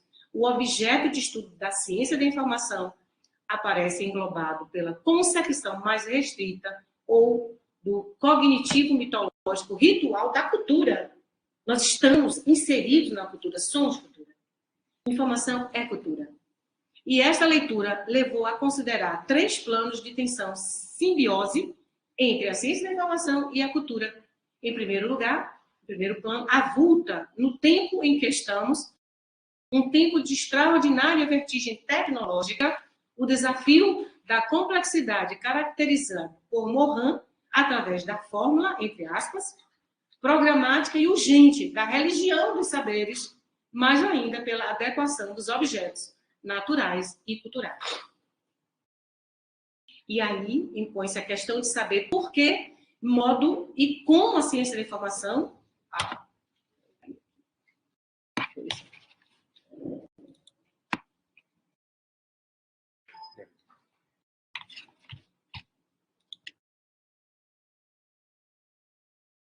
no finalzinho. Tecnologia tem dessas coisas, né? Impõe-se a questão de saber de que modo e como a ciência da informação, estudando, compreendendo, explicando e operando sobre a informação, defina os termos expostos, contribui para o estudo e para o enriquecimento de conceitos de cultura sem fraturas divisórias clássicas, né? Erudita versus popular, sem isso, né? Abrindo esse espaço, ou grupais, socioprofissionais e técnicas, ou seja, promove religação epistemológica. Então, assim, para finalizar, tem um negocinho aqui que eu queria tirar, esse aqui, não sei, é aqui. Acho que por aqui é melhor. Bom, a reflexão ainda é muito incipiente, mas dá para ler, professor. Mas, sem dúvida, fecunda e promissora sobre os resultados ilimitados da ciência da informação, obtidos dentro de um quadro de uma cientificidade ajustada. Então, eu vou ler aqui essa reflexão e a gente conclui. Uma reflexão que pode seguir em diversas direções, que queremos apenas deixar aqui rapidamente apontada, e, sem dúvida, encontra em Bauman, novamente, inventor do conceito modernidade líquida, e sociólogo Azaz, fecundo e original, nomeadamente em seus ensaios sobre o conceito de cultura, uma proposta inovadora que consiste em alinhar, né, os fenômenos e manifestações culturais no campo das praxes, isto é, na atividade livre, universal e autocriativa, através da qual os homens transformam o mundo em que vivem. É o caso dos médicos culturais, né? Neste caso, algumas questões são postas, com base em Verheyen, que foi um pró-reitor de pesquisa nosso, muito eficiente, um trabalho belíssimo. Eu reverencio o professor Robert Verheyen, em 2009, que ele diz assim: será que vida cultural impacta positivamente na prática médica e no tratamento do paciente, isso se reveste também à psicologia. Né? É possível estabelecer equilíbrio entre essas tendências? A vida dupla de atividade médica e de produção cultural é sustentável no mundo contemporâneo? O que pode ser feito para assegurar que a médico cultural continue contribuindo para o fortalecimento da medicina e da cultura simultaneamente? Este é o final do nosso trabalho, quer dizer, neste momento aqui. E eu quero, mais uma vez, agradecer, me colocar à disposição, não é? À disposição para perguntas, bate-papos, outros momentos, provocações. Estamos juntos, então é uma aliança muito grande esse GEAcervos com o LabPsi, que eu acho que a gente pode fazer um projeto maior, internacional, ligando esses dois grupos, nessas possibilidades aí. É o que Armando Malheiro diz assim, Zeni, você trabalha demais. O pior é que quando chega alguém do lado, você põe para trabalhar. E você, quando não tem nada para fazer, você carrega pedras. E eu fico com medo porque você me chama toda hora. Eu tenho um projeto, e você vai lá e faz, e leva todo mundo com você. E é isso mesmo. Essa é a minha proposta agora, levar todos vocês conosco, pelas mãos do LabPsi e pelas mãos do GEAcervos e de outros grupos que venham se juntar a nós. Não há nenhum problema, né? Estamos aí para isso. Então, agradeço a vocês aqui presentes, agradeço demais a quem está aqui a ver, a escutar nossos diálogos, que são extremamente abertos e soltos e livres, sem nenhum propósito de digamos assim, de deixar um mal-estar, pelo contrário, de sempre deixar um bom legado aí para todos e para nós mesmos, né? Para nós mesmos. Obrigado, professora Zeni. Nós já temos aqui uma solicitação, né, de pergunta, de provocação, do Marco Túlio. Marco Túlio, por favor, fique à vontade. Boa tarde, gente. Vou ligar minha câmera, ver se eu apareço. Liga aí, para ficar conosco. Oi. Oi, gente. Boa tarde. Primeiro, agradeço por essa aula maravilhosa. Ouvir Zeni, você, professor Carlos, é muito bom. Muito obrigado. Eu queria dizer que eu acho muito interessante, eu, enquanto profissional da saúde, entender e participar dessa multidisciplinaridade é muito bacana, né? Vem Zeca falando de saúde, psicologia, comportamento informacional, entra Zeni com a memória, né? Isso me faz acreditar cada vez mais no meu doutoramento, sabe? Obrigado.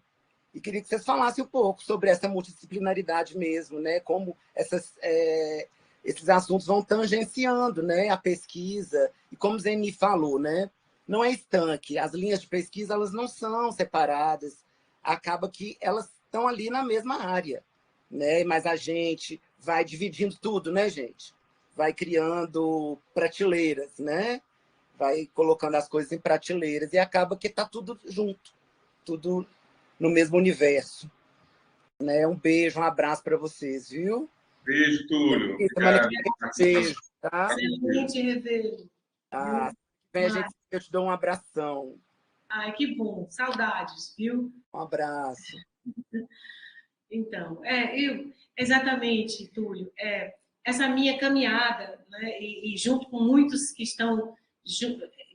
já estão conosco desde muito tempo, essa visão MIT, né, que é a multi-intertransdisciplinaridade, ela vem junto com nossas pesquisas, todas as nossas pesquisas, porque não há como perceber a academia, a ciência, sem esse viés, né? Não existe mais. E se por um acaso isso for negado, nós vamos ter uma falência mesmo nas produções, nas atividades acadêmicas e científicas, né?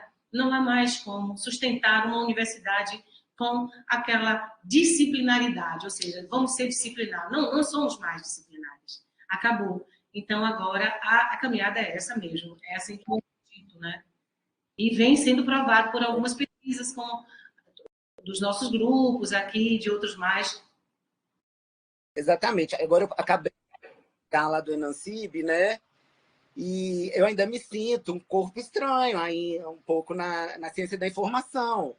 Aí eu fico pensando, né, remete a mim, não, mas eu estou dentro de uma pós-graduação que é interdisciplinar, eu tenho que entender isso também, né? E assim como todo o corpo docente tem que entender isso, né? Aqui é interdisciplinar e a pesquisa cada vez mais é interdisciplinar. Né? Nós temos uma autora muito boa em Portugal, né? Que se chama Olga Pombo. Sim, sim. Né? Ela fala muito e tem textos incríveis. Eu me baseio muito nas tendências da Pombo, viu? E mais outros, eu tenho muitos que eu tenho seguido essas figuras que já vêm também discutindo essas questões e colocando na mesa a necessidade de se desenvolver mais estudos assim, até os concursos, a própria humanidades, a área das humanidades cresce nessa área, né? Das humanidades. Então, você que é da área da saúde, né? Que é da área da odontologia, das ciências odontológicas, né? sabe muito bem o que é estar próxima. Eu sempre vi o profissional da odontologia como os grandes digamos assim, homens da sabedoria, do conhecimento cultural. Vocês estão ali, vamos lá, ter um tratamento né? Vamos lá no consultório médico de um dentista, de um odontólogo, e a gente sai de lá sabendo coisas incríveis, porque vocês dialogam cultura, artes, não é? Respiram isso, é incrível. Desde a minha infância, que eu percebia isso nos tratamentos dentários e tal. Eu adorava ir para os dentistas. Eu tive um dentista, engraçado, aqui na Rua Chile, na minha adolescência, né? Que ele adorava me atender porque a gente ficava conversando coisas. Sabe o que ele disse uma vez? Engraçado, nunca lembrava disso. Ele disse assim para mim: olha, você parece com o François Hardy. Eu não sabia quem era o François Hardy. Mas você parece muito. Zeni, você vai ver quando você tiver... Eu tinha meus 18 anos, 19 anos. Você parece François Hardy. Aí, eu não sei, da próxima vez eu vou trazer aqui uma musiquinha dela. E aí, na próxima consulta, ele me mostrou, botou lá para tocar François Hardy. O cara adorava música francesa, adorava a França e tinha conhecimento demais da música. Olha, sabe? Então, assim, eu achava ele incrível, super culto. Eu não podia imaginar que um dentista podia enveredar, né? Por histórias da música e também gostava da música popular brasileira demais, mas a música francesa. Aí eu falei assim, eu fui olhar, até que parecia mesmo comigo a criatura. Eu fico curioso, vou pesquisar. Obrigada, Túlio. Muito obrigada. Beijo, Túlio. Obrigado pela participação. Mas alguém gostaria de provocar, trazer considerações? Tem alguém? Jaqueline? Eu vou tentar girar aqui para pegar a audiência. O programa de pós-graduação do professor Carlos Salles, né? Vários eventos agora, né? A gente sai do evento de Enacib e vem com uma sequência de tantos eventos assim, Medifor e tudo, e no mês de novembro vem assim para a BDCI trazendo, né, eventos enriquecedores, pessoas tão importantes, né, para a nossa área. E eu queria falar um pouquinho sobre essa questão da gestão cultural, né? Eu estou participando de um curso lá na Faculdade de Administração e a professora Zeni falando das questões da plataforma digital, né? E dessas questões do patrimônio, porque, na verdade, ela traz para a gente patrimônio material, e eu percebo que essas plataformas são um instrumento de salvaguarda, professora. A senhora traz isso, né, nos seus projetos, de trazer essa metodologia para preservar, né, trazer a memória desses instrumentos culturais e desses profissionais, porque eu acho que a cultura está dentro de todas as áreas, na verdade. Quando você percebe um município de 30 mil habitantes, que uma comunidade fala sobre essas questões, né, do quanto é importante a pedra, eu esqueci o nome, uma pedra que traz uma memória para a sua comunidade, enquanto aquela pedra é sagrada para aquela comunidade. E eles trazem justamente querer a salvaguarda daquele instrumento e provar, né, dentro da comunidade, através das esferas municipais, estaduais até federal, daquela importância. E a senhora traz isso quando a senhora fala sobre médios culturais. Aí eu vim percebendo, assim, junto com esse curso que eu estou participando, do quão importante é, entendeu? E parabenizar pelo seu trabalho. Obrigada. Jaqueline, muito obrigada. E assim, você, mais do que ninguém, né, vem trilhando a interdisciplinaridade, porque o currículo da Jaqueline demonstra muito, né? Quando ela começou a fazer aquele mapeamento das cidades, olha o quanto ela ganhou, né, de conhecimento sociocultural, né, das tradições dos municípios baianos, e aí produziu isso bem antes de fazer o mestrado. Então, assim, a nossa área, ela nos impõe a buscar outras áreas. E as outras áreas também impõem as pessoas a buscarem outras áreas. Porque não há como você ficar numa vida estanque ou paralisado, né? Uma vez me perguntaram, me diga qual é a sua profissão. Eu fiquei louca, eu não soube responder. Não há como responder. É ridículo, sinceramente, desculpe, mas não estou querendo julgar. Mas é ridículo você perguntar a alguém hoje, né? Não é nem a palavra, nem ridículo, digamos assim, inapropriado e até utópico. Sim. Né? Talvez utópico. Você perguntar qual é a sua profissão, porque o mundo atual não permite mais essa coisa, digamos, definida, delimitada ou classificada, como disse bem o Túlio, né? Que ele fala que nós temos a mania de classificar, botar nas caixinhas, fechar as caixinhas com suas classificações, as estantes todas classificadinhas e tal. E assim, a gente teve uma biblioteconomia assim, custodial. A gente teve uma arquivologia assim, custodial. Uma museologia assim, custodial. Né? A gente teve uma informação custodial. Em todos os aspectos falando, né? E assim, nós tivemos também aqueles profissionais que passeavam por outras áreas, mas que tinham medo, receio de dizerem, o professor Barros Veloso mesmo, ele disse que ele estava na clínica lá, clinicando nos hospitais, e quando chegava à noite, ele corria para os bares de blues, de jazz e tal, ia, sabe, fazer produção e gravava e tal, mas ele não dizia a ninguém. Ele ia trabalhar com azulejo. Imagina, médicos, trabalhar com preservação, conservação, restauração de azulejarias, né? Estudar azulejo português, isso para médico.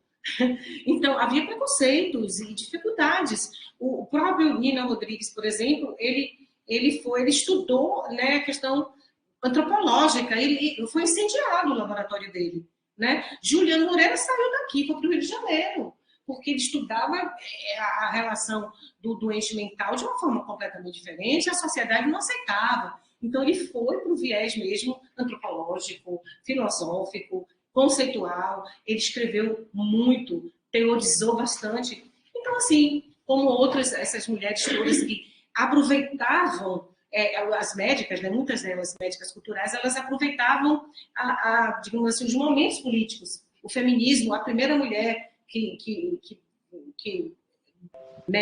lutou pelo voto da mulher, né? Isso, exatamente. E foi assim que tudo, daí essas figuras, para chegarem àquelas tendências, digamos, aqueles movimentos socioculturais, saíam dos seus consultórios, né? Saíam dos seus hospitais, tiravam os seus, como é que chama aquilo? Os jalecos. Eu diria até suas vestes. Suas vestes. Né? Exatamente. Tipo, como se fosse uma cara, né? Como é que a gente poderia chamar? Uma carapuça. Eu diria até, muitas vezes, um escafandro mesmo. Aquele peso que você carrega pela representação da veste. Né? E a gente vê isso em quase todos os profissionais, na verdade. Eu me lembro que quando eu passei no doutorado, que foi em letras, literatura e cultura, estudos de memórias culturais, a minha pesquisa, que eu trouxe aqui para o departamento, não, isso não é na nossa área, você não vai ser liberada para fazer o doutorado. e não me liberaram, porque não era da ciência da informação. Achavam que não era. Não, letras, não tem nada a ver com ciência da informação. Então, assim, é isso.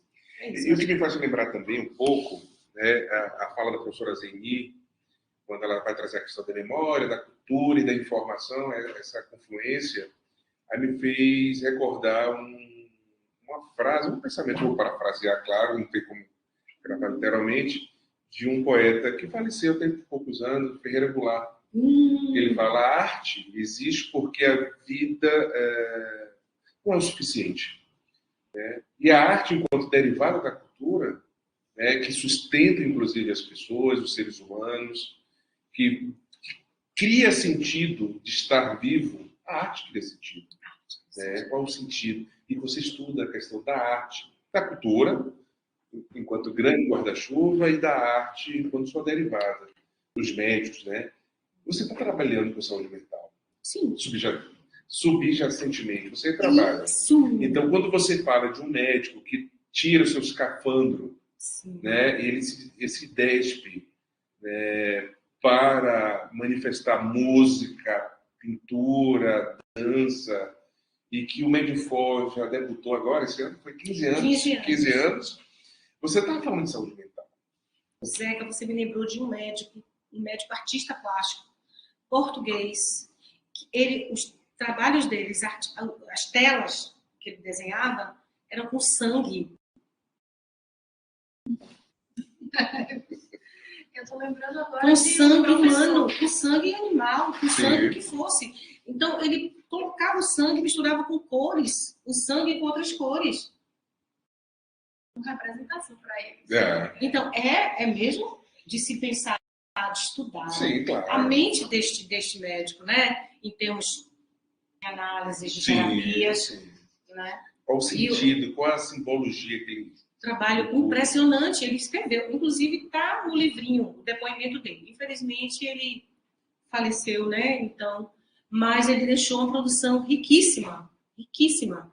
Teve outro que eu conheci numa incursão dos 100 anos de Miguel Torga, e a gente conhece Miguel Torga, porque fizemos leituras sobre textos de Miguel Torga aqui no período das nossas, do segundo grau. Você tem um escritor importante português, e morou no Brasil, São Paulo, um tempo. Então, fizemos essa caminhada sobre as terras de Torga, né? E lá, eu conversando, eu tinha muitos médicos, que foram os médicos que me convidaram. Sou peão, imagina, eu ganhei uma bolsa, fiquei uma semana viajando em Vila Real, com tudo incluso. Né? E os médicos têm dinheiro, né? Ordem dos médicos funcionando, sou peão. Então, eles abriram espaço quando viram o meu projeto, acharam incrível. Ah, professora, a senhora está convidada. Eu era a única que não era médica. Eu e uma estudiosa de Miguel Torga, que era de letras, né? E aí, então, eu conheci um médico que ele era fascinado, e ele escrevia só sobre as saunas medievais. As saunas. A gente sabe que no mundo medieval, né, aqueles lugares, e na Espanha tem muito, aqueles lugares, aqueles túneis, né, e eles cavavam bastante fundo, e eles ficavam ali como se fossem mortos ali dentro. Esqueciam o mundo ali. A sauna tinha uma questão, eu não sei, nunca estudei, mas ele estudou muito, uma questão muito espiritual, da espiritualidade deles, daquele mundo, como é que a gente chama? Os sarcófagos, né? Sim. Isso. É mais ou menos parecido com aquilo. E a gente, sabe por que ele confessou, e com medo de confessar? Porque nós visitamos lá em Vila Real, tem uma área que é justamente de escavações, de demonstrações de descobriram, né? Os arqueólogos descobriram sítios arqueológicos que denotam isso, que mostram isso, inclusive com seitas, né? Seitas mortais até, a partir dali. E ele era louco por isso. E ele confessou, e ele não tinha coragem de confessar. Nunca teve, só a família sabia, mas ele tinha um mundo de produções sobre essa temática. Qual a relação com o seu tema? Sim, eu consigo imagina visualizar com muita clareza. Esse mundo, isso é incrível, né? Consigo visualizar com muita clareza. Então, temos mais alguma provocação? Alguém está aqui para sugestão? Fabiana escreve aqui, essa associação entre a medicina, informação e cultura realmente é muito importante e interessante para o desenvolvimento de temáticas de pesquisa científica. Olha, só na fala da professora Zeni eu já consegui visualizar assim, umas 2 ou 3 possibilidades de dissertação e tese que poderiam ser extraídas. E Fabiana trabalha no Memorial de Medicina. Ótimo, maravilha, maravilha, Fabiana. Venha para nós, já está aqui. Não, ela está aqui. Maravilha. Ela vai defender agora a dissertação dela dia 15 de dezembro. Nossa, eu queria. Manda o link que eu quero assistir. O estudo dela é sobre ansiedade informacional dos secretários executivos. Muito interessante. Manda o link da defesa que eu quero assistir. Vamos colocar, vamos tentar, né, para fazer o formato. Fabiana, esteja no dia 22, em homenagem, né, à professora Maria José, que você sabe que foi ela que criou o memorial, aquela parte, né, do Memorial de Medicina. Ela esteve junto, né, com o reitor Macedo Costa, e ela participou diretamente desde o início, e depois ela que criou mesmo o primeiro arquivo, né, ali, retomou tudo aquilo. E Fabiana, ela ganhou um prêmio agora, no GT11 da CIB, da Ana CIB. Parabéns! Excelente trabalho, você está belíssimo. E eu não pude assistir, mas Débora, que também é nossa parceira, professora, me orientando no doutorado, conseguiu filmar, isso foi assim, um sucesso estrondoso.